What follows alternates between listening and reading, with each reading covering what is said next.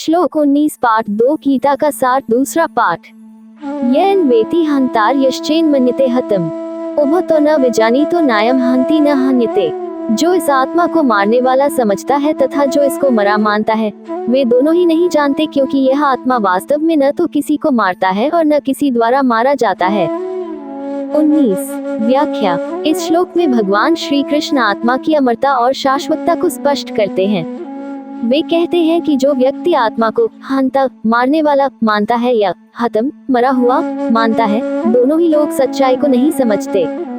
भगवान श्री कृष्ण ये शिक्षा देते हैं कि आत्मा को न तो कोई मार सकता है और न ही मर सकता है। आत्मा का स्वरूप अपरिवर्तनीय और शाश्वत है। इसे कोई भी बाहरी शक्ति नष्ट नहीं कर सकती।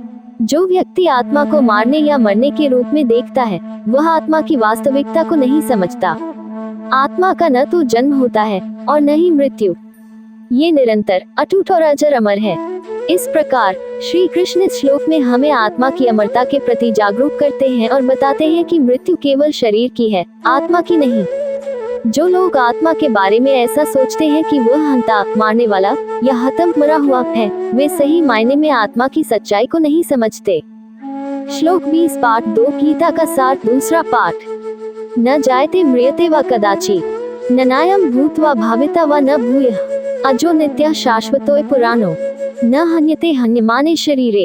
यह आत्मा किसी काल में भी न तो जन्मता है और न मरता ही है तथा न यह उत्पन्न होकर फिर होने वाला ही है, क्योंकि यह जन्मा, नित्य, सनातन और पुरातन है। शरीर के मारे जाने पर भी यह नहीं मारा जाता। 20 व्याख्या। इस श्लोक में भगवान श्री कृष्ण आत्मा के शाश्वत और अजर अमर स्वभाव का वर्णन कर रहे हैं। वे कहते हैं कि आत्मा अथवा आत्मा कभी उत्पन्न नहीं होती और कभी मरती नहीं है।